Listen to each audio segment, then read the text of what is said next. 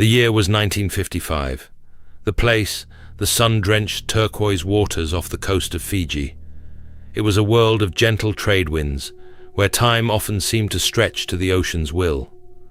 On October 3rd, the MV Joyita sat at her moorings in Suva Harbour, a converted fishing vessel, sturdy and familiar. She was a vital lifeline for the isolated communities scattered across the Pacific. Her skipper, an American named Thomas H. Miller, was a man of the sea, weathered and experienced.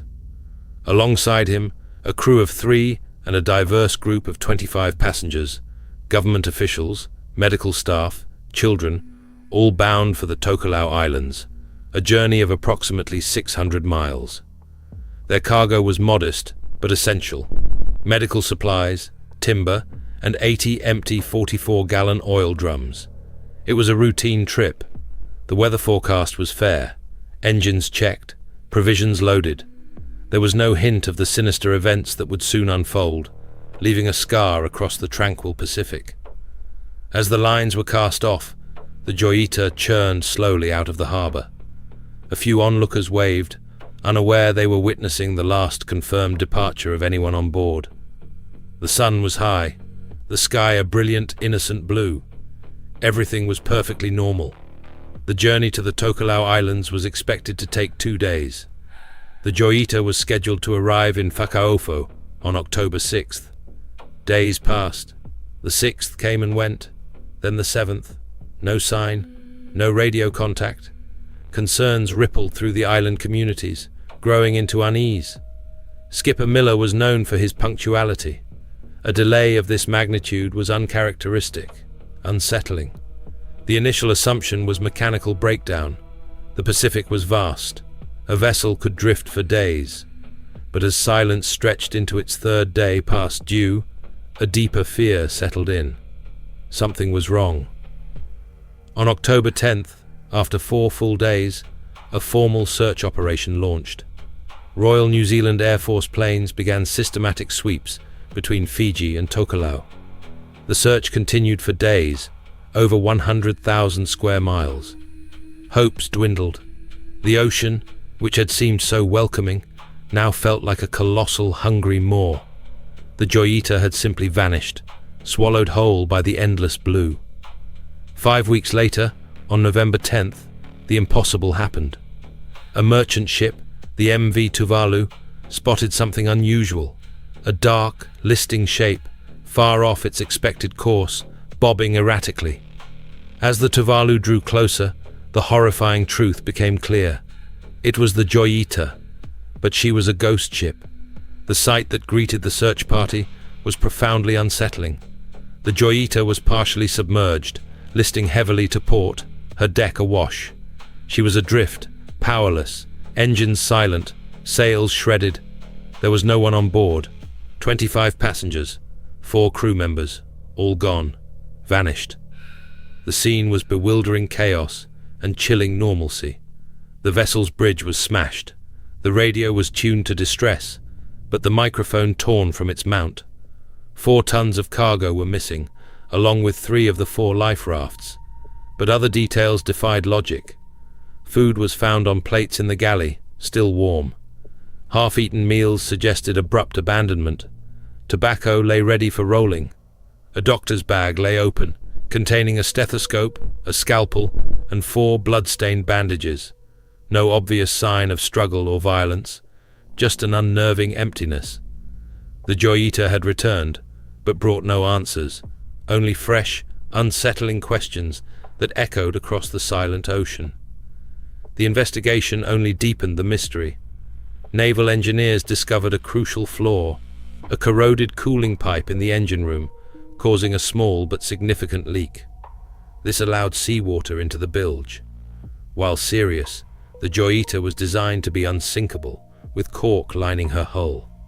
She would take on water, but not go down. Yet a makeshift repair of canvas and cement suggested the crew knew of the leak. If they knew the ship wasn't sinking, why abandon her? More critically, why without a distress signal? The radio, though damaged, was operational. The missing microphone was a puzzle. ripped off in panic, or deliberately removed. Further anomalies. The ship's chronometer stopped at 10:25. The main logbook was missing. Only a small, unsealed supplementary logbook remained, offering no clues. All the ship's guns were gone. The 80 empty oil drums, still aboard. If abandoned, why leave them? Everything spoke of an emergency, but one that defied rational narrative. It was as if a play ended mid-scene, actors disappearing, leaving a tableau of bewildering, silent questions. Many theories have emerged, each attempting to stitch together this nautical enigma. One prevalent theory suggests piracy. Missing cargo and weapons could support this. Perhaps pirates boarded, forced the crew and passengers overboard. But why leave the ship adrift? And the warm meals? Pirates typically don't allow a leisurely final supper. The lack of violence also makes this theory incomplete. Another theory centers on mutiny, conflict among the crew or with Skipper Miller. Missing weapons and sudden abandonment could hint at a violent confrontation. But again, no bodies, no proof. Why abandon the ship if the intent was to seize it? It fails to explain the collective disappearance.